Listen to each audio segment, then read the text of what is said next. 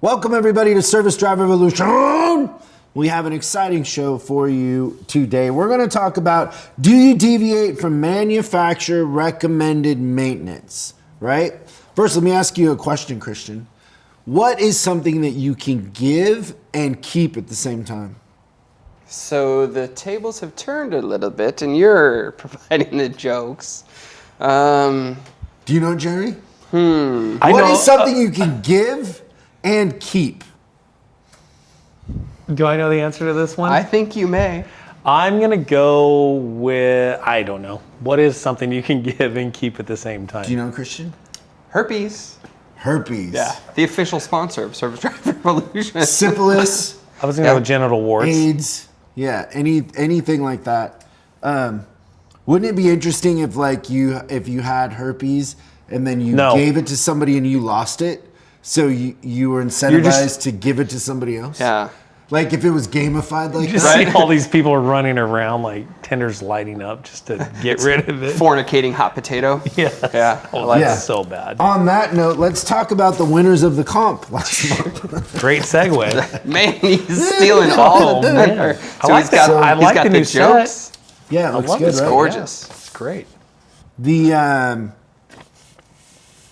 our little company has a software program that managers put their numbers into twice a week, and it ranks their service advisors, and the managers are ranked on their service advisors' performance inside of the comp.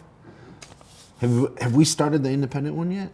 We're right there. Actually, I was reviewing some numbers this morning from one of my clients up in Canada. Had really nice entries into the comp, but we have to get everybody But did you launched do on it. the conversion factor though, so it brought the numbers down? No. Oh, okay. That's okay. So that means Just to that my the- friends So- up there in Canada. Yeah.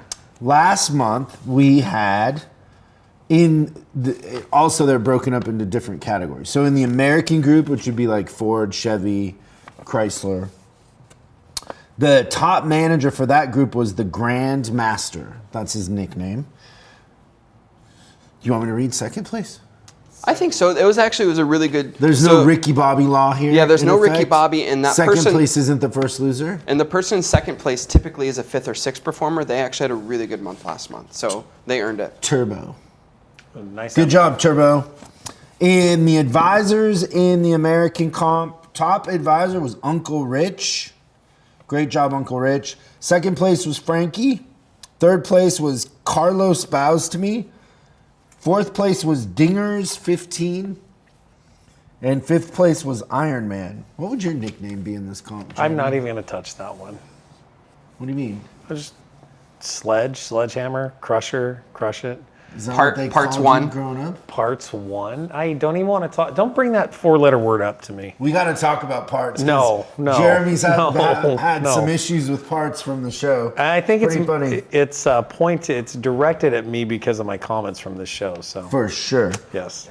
In the Japanese comp, top manager was Al Capone, and second place manager, Sassanach. Yeah, so I asked for a little Or bit of history. Olivia. Yeah, I asked for a little bit of Good history job, on Olivia. that. But yeah, new What's the manager, history second on place. I didn't completely get it. I'm waiting on a response. Top advisor was Lucky Luciano. CPAP was second place. Third place was Jay Willie. And fourth place was Sharp Shooter. Fifth place was the Gems. In the Highline comp, top manager Monster. What's our manager's name in Virginia? What's his nickname? Cletus. Cletus. How'd you Yeah. come up with that? You have to listen to him talk. It all makes sense. It's very Dukes of Hazzard like. Monster beat you, Cletus. First place, Rooster for the service advisors. Second place, Beast Mode, a little reference to a Seattle Seahawk. Third place, Rover Hog in the Euro Import Highline Group. Top manager, Captain. Yes. I'm a big fan of the captain. Top Sorry. advisor, Big Mike. Second place was LT, and third place was General Chang. In the Canadian comp, top manager, Looney 1. Top advisor, Roadrunner, and second place, Michelin Man. In the Asian Zing group, Big Tuna. Top advisor, Mr. C. And third place was Rad Jarvis. So good job, you guys, in the comp. It was hilarious watching Christian yesterday. It looked like he was grading papers, Jeremy. Like Really? But he was auditing the winners. So they have to send their numbers from the computer, and then he was auditing them. Can't we What outsource happened to that? making second place audit first place? You know, we went away from that like a year and a half ago, and it's feeling, as I was going through that yesterday, like it could be time to return to that. Why did we go away from it? Whose idea was that? I think as we were transitioning from old software to new software, we decided to kind of... Yeah, I would make second place. Second place always does a better job of auditing first place. They dig for everything. It's actually kind of funny to watch. So, Jeremy ordered parts from a Ford dealer? Yeah, a Ford dealer who is left to be unnamed and will not be named on the show today. So I call You up, could draw a circle around Jeremy's shop and figure it out. which is interesting. So we're up in the high desert, so we don't use any of the high desert dealerships for parts because they mark the parts up 20% over list and then will give us our discount. So inevitably we're paying list price for the parts. So we go down the hill, as we call it. So I call my favorite Ford dealership up and say, hey, I need a body control module for this car. Great. So go ahead and can you get on the morning run? Yep, it'll be there. 1 o'clock the next day, I'm like, the heck is that body control module? Get my parts guy on the phone and he goes, who's this? That's Jeremy from Freedom Auto Repair. You got that body control module for me. Which car was that for? And then you literally hear paper shuffle, right? Like, oh, yeah. Yeah, so, oh, here it is. Oh, did you want that? Then what happened? Yeah, I'll get it out on the afternoon run. Then what happened? Didn't show up. Next day, I call Do up you think again. that parts managers are secretly conspiring against you? Some of them are, yes. Because we get a lot of comments from parts managers that they don't appreciate the sentiment. I'm really surprised that you actually got the comment because that means they actually did something. So I'm just, Hey, so your point is, hey, parts managers, instead of typing in comments, why don't you actually check your stock order? Fill an order, right? Or fill an order. Yeah, now I do have to say though, there are some good parts managers out there. My Chevrolet parts guy that I deal with, I've known him for over 20 some years, does a great job and we don't really have any issues. However, my consensus on the roadblocks in the world are all caused by parts managers. Now that I think about it, though, your disdain of the parts department, and it was a Ford also that you were doing, and you've also kind of bashed Ford and parts. Like, there was no way that order was coming to you. You know What that, do you think right? about Ford? It's a 4-letter word. Found on road dead, or is that Fix the or joke? repair daily. Fix or repair daily. What else? I've heard that one before. Those are the two that I know. Those are the two that I could But say you're not on a fan air. of Fords? No. Ford or Chrysler. So if you had to buy a pickup truck for the ranch, what kind of pickup truck would you get? Chevrolet Silverado. Really? Like a rock. Just straight up. Straight up. I like the GMC a little bit better. It's sharp. Yeah, GMC. What's the difference? It's just more professional grade. GMC's moniker is professional grade, so it's got higher end upgrades and stuff like that. But Sure. you'd go with the Chevy? Yeah. You don't need all that fancy stuff? Nah. You're just putting a mountain bike in the back? That's it. What would you pick? I really Tesla? No, I really like Ram trucks. Ram? Yeah, I enjoy. Well, you rode my Ram truck. Hey, do you know what I they're almost giving? killed you. Do you know what Yeah, they're giving he Ram? almost killed me. You know what they're giving Ram owners now? Actually, a Herpes. No, they're giving you a scan tool that you can actually reflash all the modules for because they have so many computer issues on Nice. those darn They things. do. Oh, really? Yeah. So he actually almost killed you in that truck? We were in Florida, and I forget what we were doing, but we had to go from one end of Florida to the other. So maybe we started up by Disneyland, Yeah, so I picked you up in Orlando, and we had to go to Miami. and we had to go to Tampa. We had to go to Tampa. Yeah. Oh, that's not a bad And then I was drive. taking you back to the airport. And we're just plowing down the road, and Christian's he's like, have you ever seen a female that's driving with their cup of coffee, putting their makeup on, talking on the phone? You were putting your makeup on? Not Nobody's at that like time. that. He's doing he's multitasking, and he doesn't see that there's an accident ahead and traffic stopped, and then he had to grenade the brakes coming into it, and I'm like, hey, I had to tell him, like, hey, look. Stop. That's what's great about him having a Tesla is that at some point it'll drive itself, which will be way safer. Right. And it yells at me if I'm getting close to someone. I actually really enjoy that too. Like I did, like, yeah, hey. it's like having Chris in the car with me. It's kind of fun. I remember I felt like I was gonna have a heart I attack. can't wait for driverless cars. That is just going to be awesome. It's going to be absolutely amazing. Did you see the piece on 60 Minutes about the driverless trucks? No. Oh, so 60 Minutes, I think it'd be 2 weeks ago, did a profile of this company, and it's there. You don't know this, but the driverless semis are already out there going. Did you know that? They're doing them in trains, aren't they? No. This company just has them out there, and people are upset because they don't know. And it's interesting too, every objection that truck drivers have for it actually is the benefit of it, right? Right.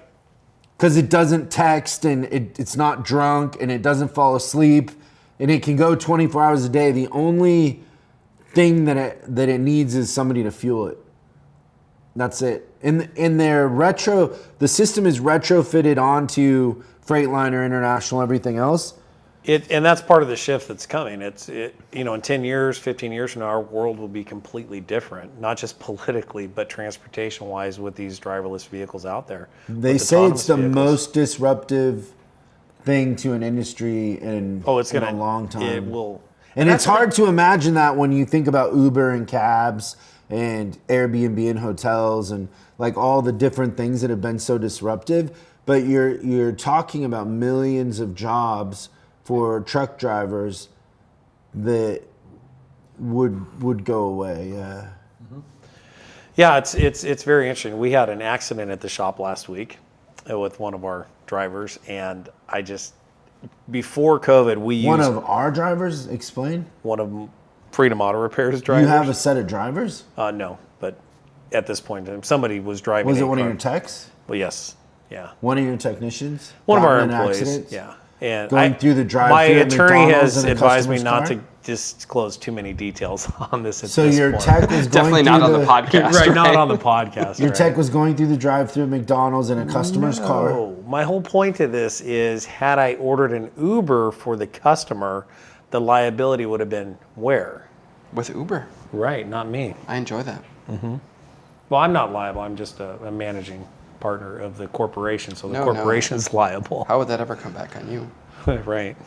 Watch the piece. You guys would find it very interesting. It so they're already out there in Florida, and so there's actually single trucks driving themselves without a human being driver in it. That is badass. That is awesome. So you think that they were waiting for them to pass a law?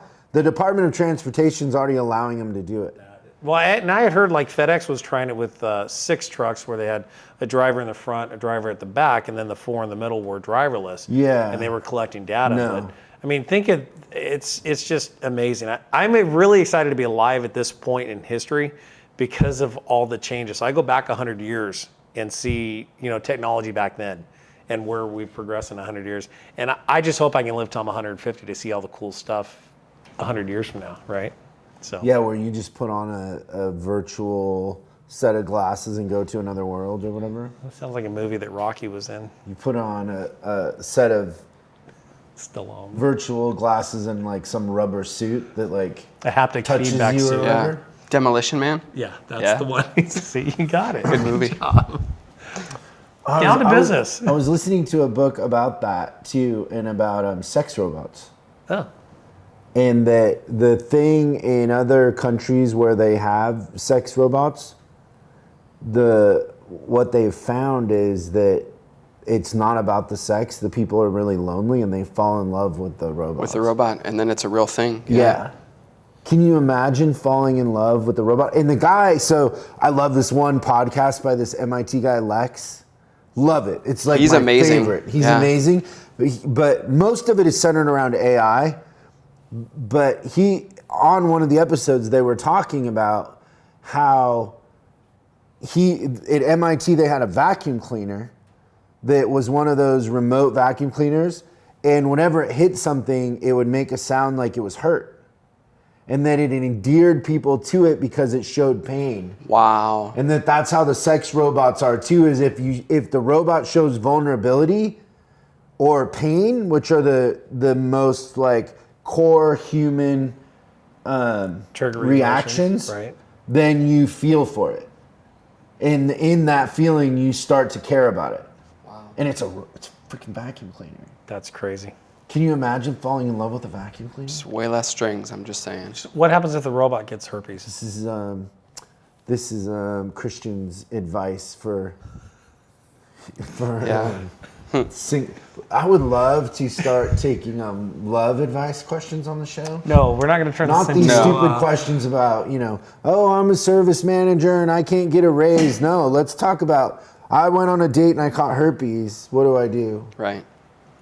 How do you undo it? Yeah, those are the kind of we questions we can could answer. take stories of those moments during working hours in customers' cars if that ever happened. What a killer call-in segment that would be, right? Oh, that That'd would be the pretty cool. greatest. Can you imagine? I can, I can solve those kind of problems. right? Okay, let's go to the voice of God and hear questions from the audience this week. Remember, if you post a question on YouTube, LinkedIn, Facebook, what else? TikTok? Are we on TikTok? Oh my gosh. Are we on TikTok? We are not on TikTok. Oh, Good. It's so good to hear the voice of God. What are the... Oh, if you post a question, we read it on the big show. We will send you some swag, t-shirt, coffee mug, maybe a little handwritten note from Jeremy, little love letter. Hey, those are very impactful. Yeah. Do you Collectible. know that I helped the voice of God with his car the other day? You did? You put a battery in it? I did. Yeah. I bet this guy that I would get it fixed that day. He didn't think I could, and we did. Yeah, I feel like I owe I would've bet on something you. for that. You do. Isn't Yeah. that right, voice of God? Yes, it was very helpful. The voice of God does not know how to change a battery, apparently. These younger gods, they're a little, how would Does you that say, make a him little like a junior soft? god? Little soft? It was kind of weird though because there was always a voice over here, over there. You're doing that wrong. Voice of God, have you ever shot a gun? The voice of God has shot a gun. Oh, that's surprising. It was fun. At anything? Not at anything living, if that's what you're asking, the voice of God. Yeah, like hunting. No, I've never been hunting. Not a lot of wild game in the deserts of California. Okay! This week's first question. Hello! I love the podcast and all the info you give. I work at a small 4-bay independent shop. My question is that the shop owner is concerned the gross parts is more than gross labor. He said it should be 60-40 labor over parts. I did inform him that some of the parts costs are going up and some of the dealer parts we get are more expensive than the labor to put them in. Is this okay? Or are we doing something wrong? Thank you! I mean, just because it mentions parts, you should start. Well, I'm a trendsetter here, right? And that's why I bought a shop 4 years ago. With the shifts that are coming, my view on this is different than you guys probably haven't heard a shop owner talk about this. So when it comes to parts revenue, parts profit, it's not in my equation. And realistically, We all know you hate parts. That's not the question. I do, absolutely. You're like, you should have zero gross on parts? Is that what you're going to say? No, but if I Give the part away? you could. Like it's like the printer model where you give the printer away and then you sell them the ink? But see, that's where my focus is. My focus is driving 100% of my profits through my labor sales. So if I hit my labor targets, it doesn't matter what happens with parts because I've made the revenue and the profits we need with our talent pool and the labor. So yes, I do, and I don't want this to be taken the wrong way. I do focus on parts and I watch our numbers and we have targets and all that. However, there will be a day soon where the customer will print their own part, the car will print the part, or they'll have it delivered for you. And I feel that we need to shift more of our profit So you think model that to parts labor. departments will be replaced with 3D printers? or other delivery companies that are on time. Amazon? Possibly. Would you prefer to deal with Amazon than a parts department? Yes. Interesting. Yes, I would. So think about this. In the future, your shop management program is going to be so smart. Like if Amazon came in and ran a dealership or an independent repair shop, when a customer booked an appointment and we put the estimate in, it would be smart and go get all of the parts that are needed for that job. And on Tuesday morning at 8 a.m., when that car arrived, the parts would arrive at the same time. Also, Amazon would be smart enough to talk to the car to say, hey, what other concerns, car, do you have? And be like, well, I've got a weak O2 sensor, so I may need one of those. So in that on-time, on-demand delivery, there'd be the right oxygen sensor at the right time delivered to your technician instantaneously, so you don't need a big warehouse holding your parts because it would just show up on time. That's the future of automotive repair. The interesting thing about this to me, and I've done a bunch of strategy sessions with independent shops, and this might be the wrong question, honestly, but what's interesting to me is how, coming from the dealer side, right? That's my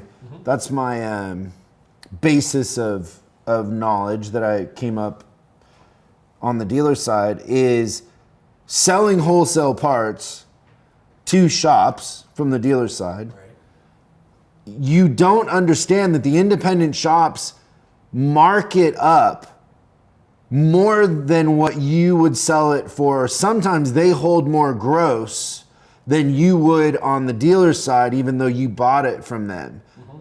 And there is not a big connection between what the independents sell the part for and the customer's perception if you focus on the customer experience. Correct. And so the healthiest shops are the ones that are holding gross. They're holding 40% gross on the parts even after they buy it from the dealer, which is hilarious, yeah. Right? And so it's more about the customer experience than it is the part price and what I see. Correct. Do you agree with that? I do. But Absolutely. You just said to give the part away. I did not. No, I did not say to give the part away. Did I say that? You said you could give the part away. I said you could, but I didn't say to give the part away. So There's a the difference. 60-40 is on sales or on gross? They're saying gross. So if you have $100 in revenue, $60 of it comes from labor, $40 of it comes from parts. Well, that's sales, though. Yeah, but So that's if you have $100 in gross, $60 comes from labor, $40 comes from correct from parts. Yes. I don't think that's too far off. But Chris, That's a good starting point. In the independent world, the background has always been it's a 1-to-1 ratio, parts to labor. So half of your revenue comes from labor, half of your revenue comes from parts. If I've done 30 strategy sessions with independent shops, maybe 3 of them know what their effective labor rate is. I have failed as a trainer in this industry. I'm not joking. No, you're right. Yeah. They leave it blank on the questionnaire, and then when I ask them what it is, they don't know. And when you calculate it, it's scary to see how low it is. They'll tell. Also, they don't understand because their techs aren't flat rate that their cost of labor is $60, right. And they think it's 30. And they're only collecting 75. No wonder they're going out of business. But most of the time they'll say, "Oh, it's my effective labor. It's 120," and I'm like, "No, that's your posted labor rate." And they're like, it's like debating proficiency and efficiency. Correct. It's interesting. So I don't think, in answer to the question, Voice of God, I don't think he's too far off there. It's a good starting point. Remember, though, as an advisor, the price is not. The objection to the price is the quality of service that you're giving and the customer's trust and perception of what you're doing. Not where you set the price. Because I see independent shops all the time that are making more money on their parts than their labor after they figure out what their effective is. Yep, and it's more common than not. Yeah, I would say another thing too to use that ratio for is it's going to help you identify what the health is of your repair mix. Because typically what happens is your preventative maintenance is going to have a higher labor margin than a parts margin. So that could be an indicator of that too. I think it's great to have a benchmark, and I don't even know if it matters exactly what it is, and it could differ from shop. But, it's a good starting point. But I think it's a good place to look. Yeah. Next question. Great answers. Okay. Next question. Hello, Chris. I'm a service advisor at a Honda dealership in the LA area. I currently reach about $45K to $65K sales profit per 2 weeks. What I notice myself struggle with at times is being consistent in offering maintenance and keeping my CSI above 91.7%. As you may or may not know, Honda Service has a minder code that illuminates on the gauge cluster. I believe in my mind I sell from the customer's pocket and prejudge. I've been told I care too much. What will your advice be for me to obtain and increase my numbers and being more consistent? I think this takes us into our topic today. It really does. What a great segue that is. Yeah. So do you deviate from the manufacturer's recommended maintenance schedule? And I think what happens with a lot of advisors is they have this weird moral compass that they believe that their view and their morality on maintenance is correct, and anything that deviates from that is incorrect. They are not aware of the theory that preventative maintenance prevents repairs, Right. right? Breakdowns. Unplanned. And so it's a complicated question. And I always say, what do I always say when it comes to maintenance? Yes. No herpes jokes. Yes. When it comes to maintenance, I always say yes. Well, do the maintenance. Oh, I have to because I'm Chris Collins, but yeah. The maintenance pays 8 to 1. No, if you wouldn't sell it to your mom, don't sell it, right? But now I didn't say if it's not recommended by the manufacturer, because the thing that I know about the manufacturers is that they think, or they want, or they hope, or their goal is that 100,000 miles a car is put into a crusher and the customer starts over again, right? So I know beyond a shadow of a doubt with many manufacturers that there's no recommendation for power steering fluid. Correct. And power steering racks go like crazy, and there's literally chunks of metal in there, right? Yeah. I know that even though they will spend tons of money cleaning valves, that there's no recommendation for injector services from manufacturers. Rarely. Is there one that has one? None. No. But secretly they have it, so they make it, right? Like BMW makes one. They have a terrible problem with their turbos. They secretly recommend that every 12 months or 12,000 miles you do it, but they don't want it to be included in their old maintenance program, so it's a really, really evil thing at the end of the day, what the manufacturers do. It is, and it's interesting because when you're studying sales, you're more focused on consumers and human behavior and all that. But when you dive in the technical world of repairing and maintaining cars, when you read some of these technical bulletins, it literally blows your mind. Like, we just did a timing chain on a Cadillac, and I was going through the repair procedure, and it says, oh, you need to follow this reflash because it resets and updates the oil change reminder to have the oil changes done early so this problem doesn't happen. And I'm going, if I was a consumer and I read that, I would probably hire an attorney to have Cadillac pay for this repair because their initial maintenance plan was too long and it caused things to wear out prematurely and cost me $2,000. So I agree with you. I think the manufacturers, they are trying to lower the cost of car ownership and they're focused on selling the cars. And it's something that it's hard when consumers are educated that you got to read the owner's manual, do it by the book, and then we want to either accelerate or do a customized maintenance plan. It's hard to get the customers to believe that. So if I say that I have lifetime coolant on my car, does lifetime insinuate anything but lifetime? Well, I think that the interpretation from the manufacturer is your 100,000 mile throwaway, but they want the customer to think that it's a lifetime thing because. But it's 100,000 miles. It's 100,000 miles, and you have to see what this stuff looks like. Like honestly, physically on a car, like a 7-year-old car with 100,000 miles on it, the coolant looks like it's disgusting. Yeah. We have a Mercedes in the shop right now. It's got 82,000 miles on it, 2015. And there's all this just white corrosion and crud from the cooling system on it. And it's the original coolant. Yeah. Yeah. And so you tell customers lifetime, right? Or what about with brake fluid? Some manufacturers 2 years, some 4 years, some not at all, right? So it's all the same stuff. Yeah, here's interesting. I researched a Mazda owner's manual once, and The owner's manual had the Mexico, the USA, and the Canadian plant maintenance schedule in it. The USA schedule did not have a brake fluid flush in it, period, but the Mexico and the Canada one did. And I'm sitting there going, that's kind of weird. If I'm in San Diego and there's Tijuana, what's the difference of the climate? It's the same not much. car. It's the water. It's the same car. It's the water. Yeah. Yeah, it's the water. And so this is a very difficult question to answer. But the thing that I would say to you as an advisor is get over this fake morality thing and really go to work on figuring out, talk to technicians, look at brake fluid, really get educated because every manufacturer is a little bit different. They don't all use the same power steering fluid, right? No, they're just different. And same thing with transmissions, right? Some of them don't want you to ever service the transmission because they'd rather replace it, right?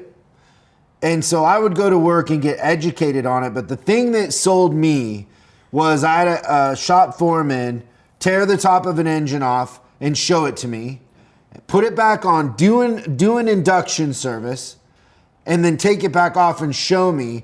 And literally customers would say it drives like it's new again. Yes. That was the comment I heard over and over again. And so I don't trust anybody, including the manufacturers. I try to get involved, try to see for myself. I take a used car and do the induction. You know, I'll pay in a shop, I'll pay a foreman to take the top off and take pictures and show all the advisors in a little show and tell. But like I pretend like it's my mom and what would I advise her to do? And my mom keeps the car for a long time.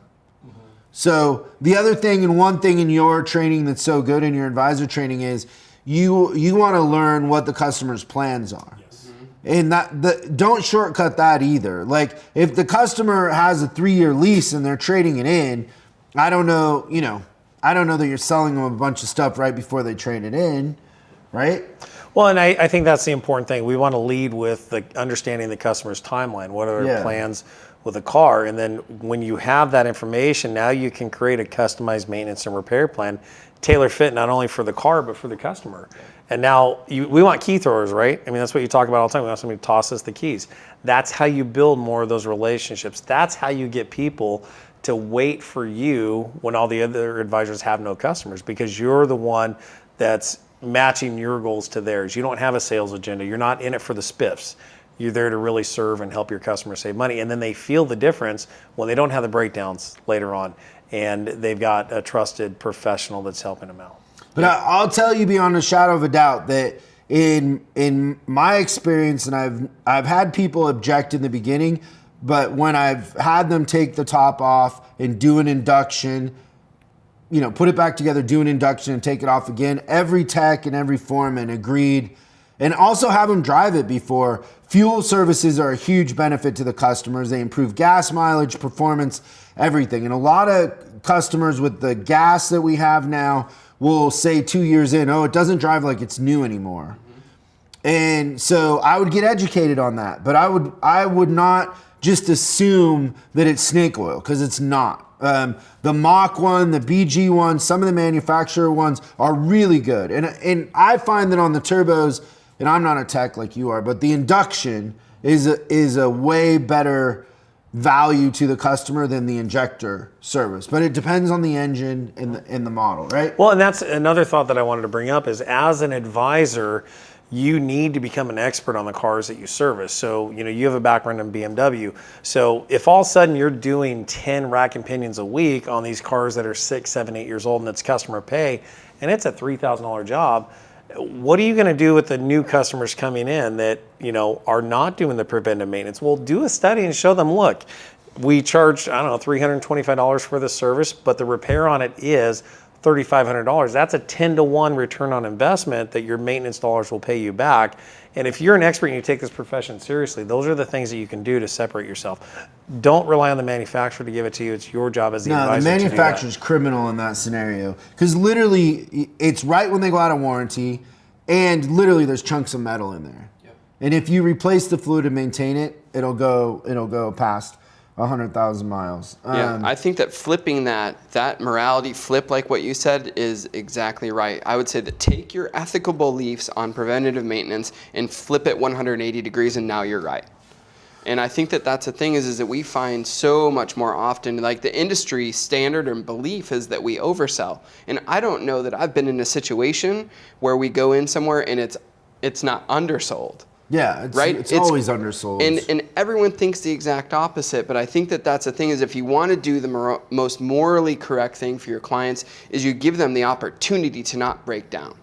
Like that's the thing is maybe it's a cost thing with the power steering is that it's $3,000, but what is the time cost of breaking down and not they being able to never have break your down car at the for right time. It's always the on power its steering time. doesn't go at the right time. Nope.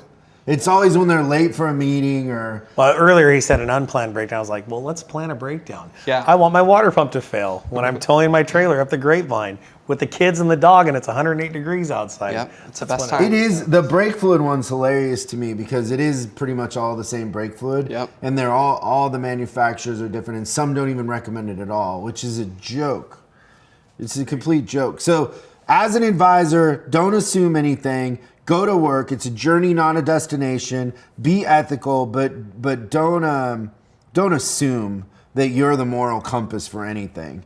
You know, unless you're a scientist and you can like dip your finger in the brake fluid and taste it and know like that how sounds far horrible, it broke down. doesn't it? Yeah, Ugh. like you have to go to work, but it's not that simple. Yeah. And every manufacturer's a little bit different. Right. Speaking of science, why do centipedes have 100 legs? Herpes. I don't know. Why do centipedes have 100 legs? Yeah. I don't know why. So they can walk. Great show, you guys, on that note. Awesome show.